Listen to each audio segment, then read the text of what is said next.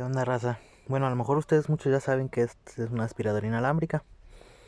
Aquí el detalle está en que yo creía que nada más este de aquí, junto con el filtro, era para aspirar. Bueno, así va colocada esto, ¿no? Pero tiene otro aditamento, este. Y yo creía que era también para aspirar, pero pues no embona.